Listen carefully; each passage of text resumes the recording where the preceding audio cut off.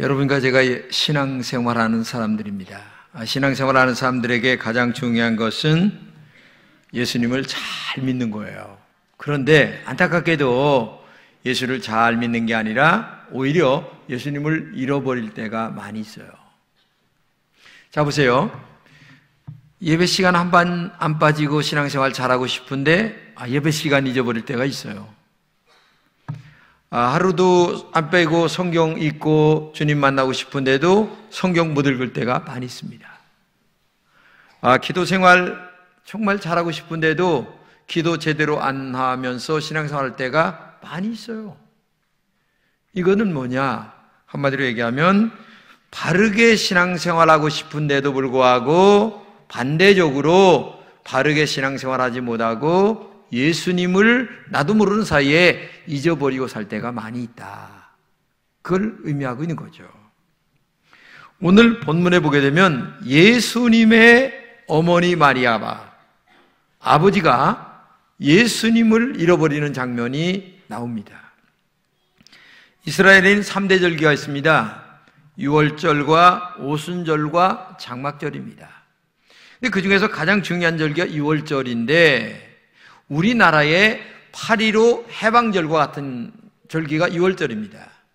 이스라엘 백성들이 애굽에서 430년 동안 종로로 타다가 하나님의 은혜로 해방이 되어서 자유의 몸을 입었기 때문에 매년 이 6월절 절기를 지킵니다. 근데 6월절을 지키는 그 절기를 지킬 수 있는 나이가 13살이에요. 정식적으로. 그러면 누구나 의무적으로 지키게 되어 있는데 예수님의 나이가 12살이었습니다. 근데 6월절이 되었을 때에 예수님은 12살 되었을 때에 아버지 어머니를 따라서 예루살렘으로 6월절 절기를 지키러 올라갔습니다. 그렇죠? 그런데 놀랍게도 6월절 절기를 지키고 난 다음에 고향으로 돌아오다가 안타깝게도 이 길거리에서 예수님을 잃어버린 거예요. 그러다니까 이 예수님의 아버지 어머니가 예수님을 찾으러 사흘 동안을 헤매며 예루살렘까지 다시 또 돌아갔다는 얘기죠. 3일 동안 잃어버린 예수를 찾는 이 부모님의 애타는 심정이 어떤가를 가이침자게 아시죠? 문제는 왜 예수님을 잃어버렸나? 라고 하는 거죠. 한 서너 가지로 추측해 볼 수가 있는 첫째는 너무나 복잡했기 때문에 그래요. 6월절 되면 약 3만 명 정도가 예루살렘을 이렇게 에워쌉니다. 그러다 보니까 그 많은 사람들이 왔다 갔다 하니까 너무나 복잡하니까 예수님을 잃어버렸다는 얘기도 있고, 두 번째는 주변 사람들과 잡담하다 잃어버렸다. 오늘 본문을 보게 되면 예수님의 어머니가 주변 사람들과 계속 얘기합니다. 그러다가 예수님의 어디 가는지도 모르고 이렇게 잃어버리게 되는 거죠. 셋째는 무관심 때문입니다. 아이를 데리고 다닐 때에는 신경을 잘 써야 됩니다. 놀이터에 갈 때도 엄청 신경을 써야 됩니다. 그런데 그 많은 사람들과 정말 얘기하고 그리고 복잡하고 이렇게 하다 보니까 관심 잠깐 잊어버린 거죠. 그러다 보니까 예수님을 잃어버리게 됐죠. 여러분, 이 세 가지 중에서 제일 아마 성경을 뒷받침하는 것은 부모님의 무관심이다, 이렇게 얘기하고 있습니다. 오늘 보면 44절을 같이 한번 읽겠습니다. 시작. 동행 중에 있는 줄로 생각하고 하룻길을 간 후 친족과 아는 자 중에서 찾되 만나지 못하며 찾으면서 예루살렘으로 돌아갔다. 이 말은 뭡니까?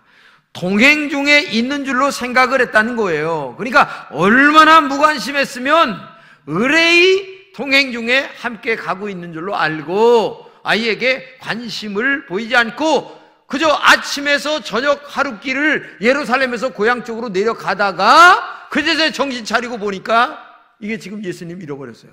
난리가 났습니다. 그런데 이런 무관심이라고 하는 얘기를 한마디로 영적으로 얘기하면 바로 예수님은 내 아들이기 때문에 너는 자연히 나를 따라올 거야 라고 하는 생각 속에 있었다는 것입니다. 근데 제가 오늘 이 본문에서 말씀드리려고 하는 설교의 핵심 주제는 예수님은 하나님의 아들인가 아니면 마리아에게 있어서 내 아들인가라고 하는 문제를 얘기하고 있는 거예요. 사실 예수님은 태어날 때에 성령으로 잉태하여 이미 하나님의 아들이 마리아의 복을 빌려서 복종을 빌려서 이 땅에 태어난 겁니다. 그러면 그 예수님은 태어나기 전에서부터 하나님의 아들이었습니다. 그런데 이 마리아의 실수가 뭐냐? 12살까지 태어나고 나서 예수님이 내 아들 예수라는 것 외에는 생각을 못했다는 거예요. 하나님의 아들에 대하여는 전혀 생각을 못하고 내 아들 예수, 여기에 초점이 맞춰지다 보니까 이런 큰 실수를 하게 됐다는 겁니다. 그러므로 마리아는 내 아들 예수에서 하나님의 아들 예수님으로 이 마음속에서 내려놓는 결단이 있어야 됩니다. 이 내려놓는 아픔이 없이는 구원의 역사가 이루어질 수가 없습니다. 내 아들 예수는 인간 예수라는 얘기입니다. 그러나 하나님의 아들 예수는 성령으로 잉태한 영적인 하나님이라는 얘기입니다.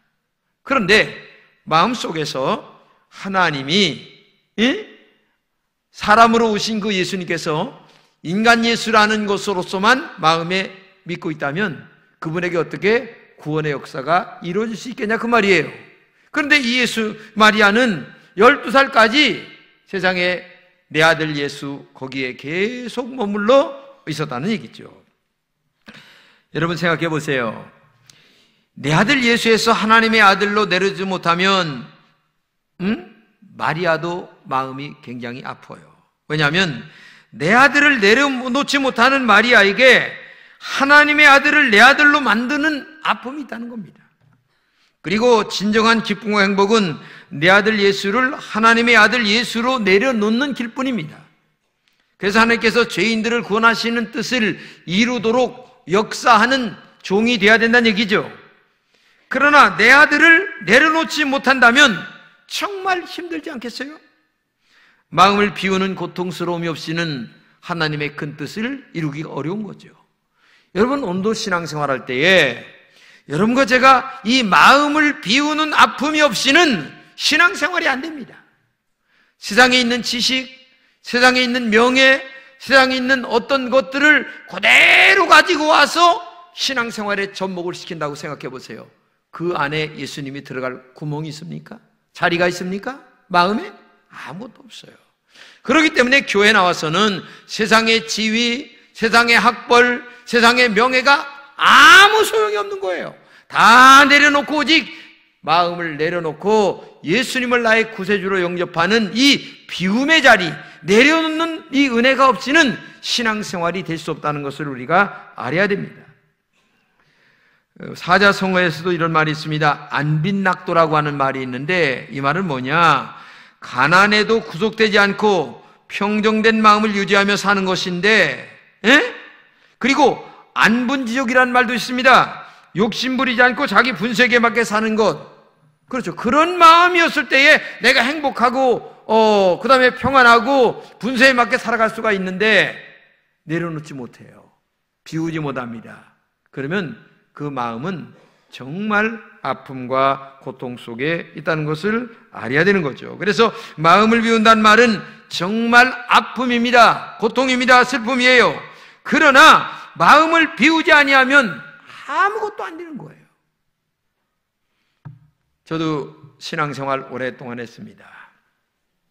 제가 오랫동안 신앙생활 하면서 암으로 죽었다가 제가 살아나잖아요. 근데 그 죽음의 자리에 제가 딱 내려가면서 일주일 동안 느낀 게 뭐냐면 내려놓는 법을 알게 됐어요. 아, 언젠가 사람은 죽는구나. 그 암을 통하여 죽음의 문제가 뭔가를 느끼게 하셨어요.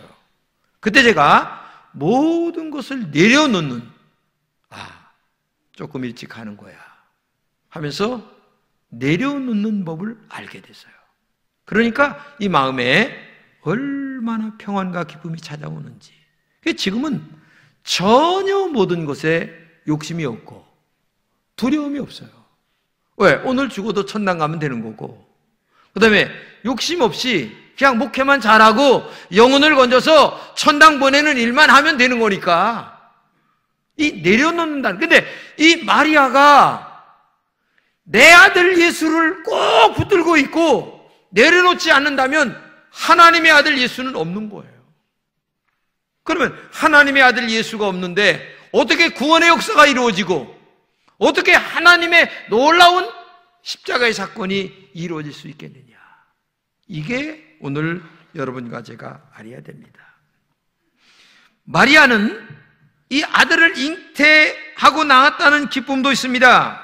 그러나 내 아들 예수에서 하나님의 아들 예수로 내려놓는 그 아픔을 느끼는 그 연민의 정이 없이는 진정한 하나님의 뜻을 이룰 수 없다는 거예요.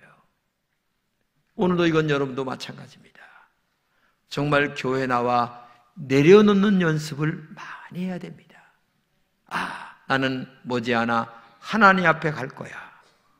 이제 내려놓는 이 신앙 연습을 잘할 때에 하나님께서 영광을 거두어 주시고 나를 통하여 주의 뜻을 이루어 가시는 줄로 믿습니다. 오늘 본문에 보게 되면 마리아는 첫 번에 내려놓지를 못했어요. 자, 오늘 같이 한번 읽어보겠습니다. 시작. 왜 여기 있느냐? 너를 얼마나 찾았는지 알지 못하느냐? 예수님의 어머니 마리아가 사흘 동안 찾아서 이제 거꾸로 예루살렘에 올라갔어요. 내려올 때는 하루 걸렸는데 올라갈 때는 사흘 걸려요. 왜? 이 사람 묻고 저 사람 묻고 이 사람 묻고 저 사람 묻고 하다 보니까 시간이 오래 걸려서 사흘 후에 예루살렘 성전에 올라가 보니까 예루살렘 성전에서 아주 지식이 많고 나이가 많은 사람들과 이 토론을 하는데 첫 번에 하는 말이 아니 네가 왜 여기 있냐? 이렇게 묻는 거예요. 그러니까 예수님께서 또 말씀하시기 49절입니다. 시작. 예수께서 이르시되 어찌하여 나를 찾으셨나이까? 내가 내 아버지 집에 있어야 될 줄 알지 못하셨나이까? 아니 내가 원래 이 성전 아버지 집에 있어야 될 줄을 왜 몰랐습니까? 그 말은 뭐냐면 내가 하나님입니다. 내가 예수 그리스도이십니다. 라고 하는 것을 왜 어머니 아버지 몰랐습니까? 이런 말이에요. 그러니까 12살이 됐을 때에 이 예수님을 통하여 비로소 다시 한번 옛날을 회상하는 거예요. 그렇구나. 내가 처음 예수를 잉태할 때에 천사가 와서 네가 잉태하는 자는 온 국민을 구원할 자다. 이름을 예수로 하라. 이것이 다시 생각나는 겁니다. 그리고 예수님께서 말씀하신 지금 이 말씀 성전에 있어야 한다라고 하는 사실을 마음속에서 느끼는 거죠. 예수님은 원래부터 성전에 있어야 될 분이야. 그런데 우리는 인간들이 살아가는 길거리에서 사흘 동안 노상에서 예수님만을 계속 찾으면서 이렇게 올라왔을 뿐이야. 그러니까 그때 뭔가 깨닫는 게 있는 거죠. 예수님은 성전에 계셔야 돼. 예수님은 이제 내 아들 예수가 아니다. 진짜 하나님의 아들 예수구나.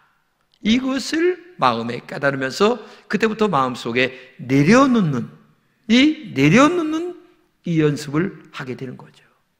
그렇기 때문에 신앙생활이라고 하는 것은 언제나 정말 여러분과 제가 예수님이 누구인가를 바르게 알아야 됩니다.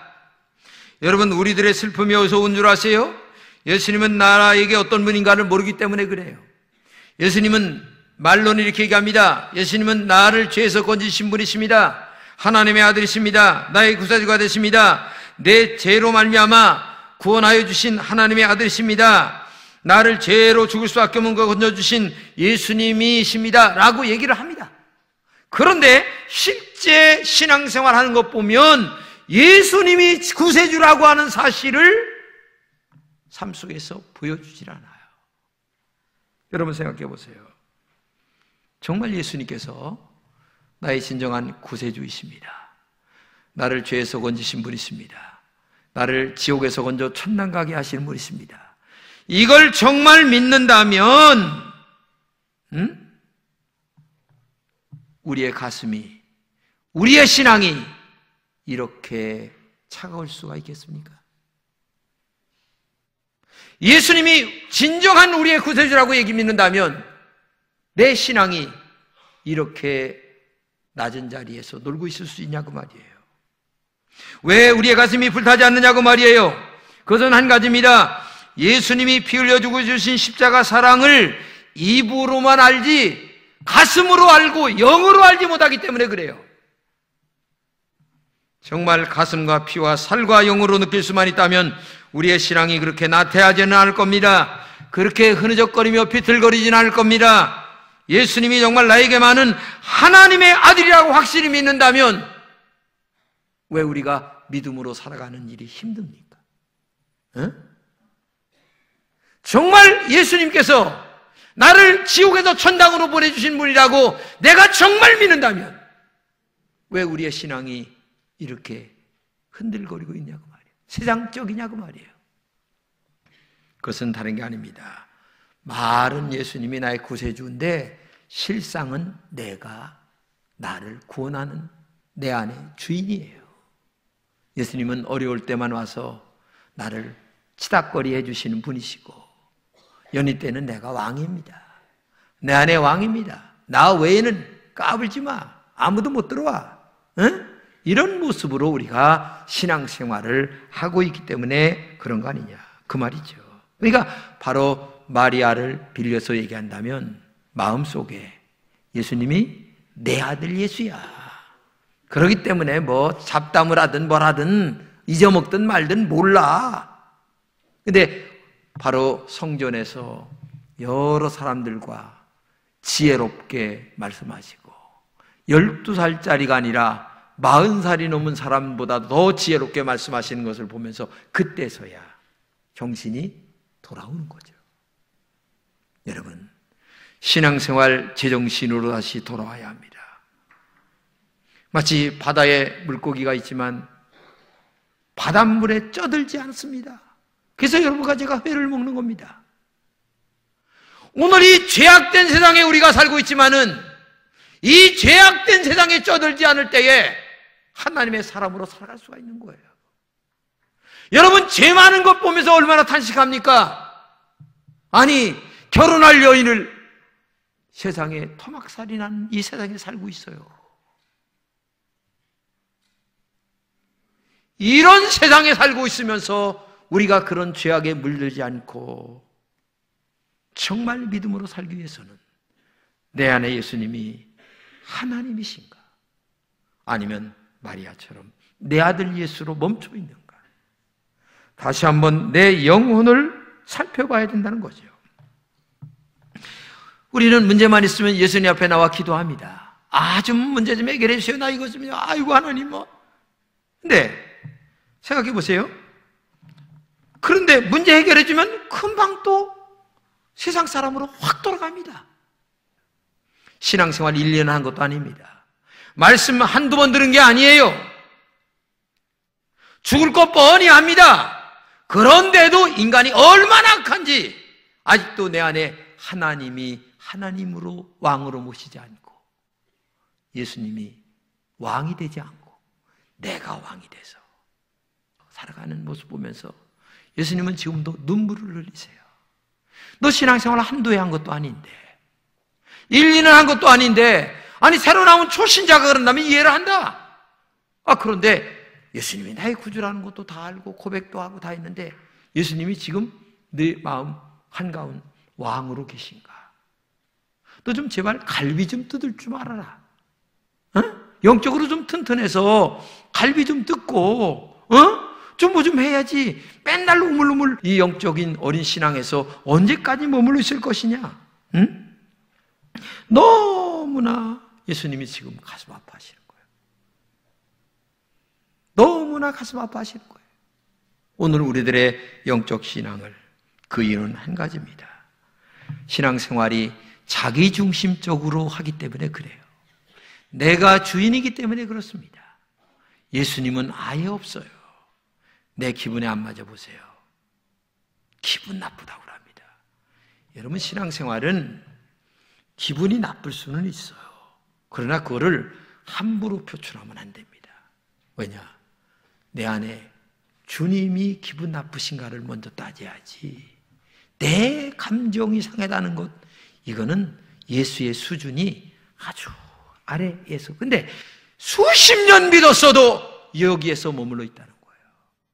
오랫동안 신앙생활을 했는데도 여기에 머물러 있다는 것이 문제입니다. 예? 그러니 예수님이 얼마나 가슴을 치며 통곡하시겠어요. 몇십 년 믿은 신앙이 아직도 그래 그것 가지고 기분 나빠서 그 수준이냐 네가? 내가 얼마나 가슴 아픈 줄 아냐? 제발 좀 영적으로 좀 수준이 좀 올라가야 되지 않느냐? 이것은 예수님을 하나님의 아들로 인정하지 않는 일 때문에 그런 거죠. 그런데 오늘 본문에 이런 말씀을 하십니다. 마리아가 그 어머니는 이 모든 말씀을 마음에 뒀다. 내가 아버지 집에 있어야 할 것을 알지 못하셨나이까? 이 말씀을 마음에 두면서 내가 내 배로 낳은 아들, 내 아들 예수로만 알았지, 그게 아니야. 예수님은 하나님의 아들이야. 이걸로 다시 승화시켜 나가는 거죠. 놀랍게도 이것이 어디서 증명됩니까? 요한복음 2장에 보게 되면 예수님께서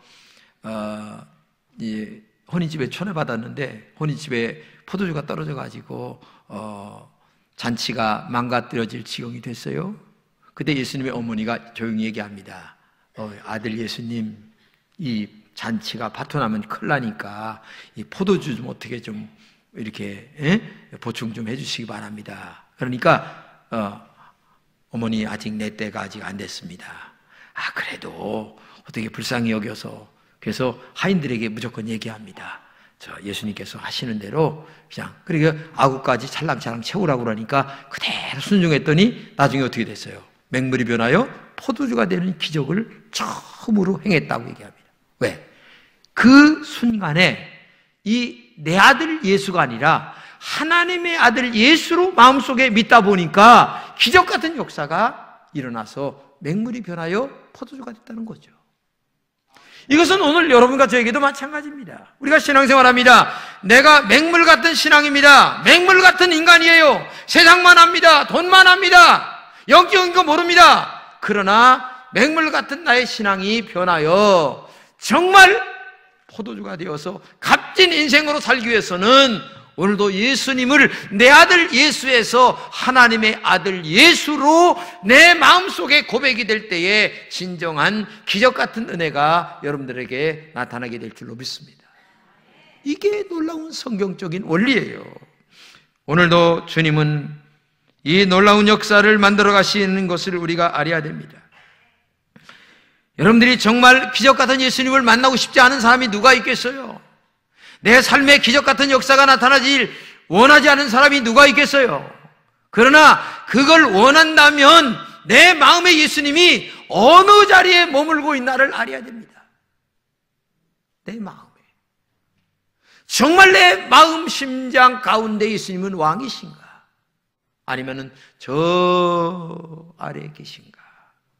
다시 한번 우리의 신앙을 점검하고, 그래, 예수님은 내 아들이 아니라 하나님의 아들 예수라고 하는 신앙 고백이 이 마리아가 한 것처럼 오늘 여러분에게도 예수님이 내 인생의 왕이야, 하나님의 아들이시여, 말로만 하는 신앙이 아니라 우리의 믿음이 그것을 고백하고 삶이 이것을 증명해 나갈 때에 하나님께서 여러분이 맹물 같은 인생을 가장 값진 포도주로 만들어주시는 기적의 은혜가 함께 하실 줄로 믿습니다.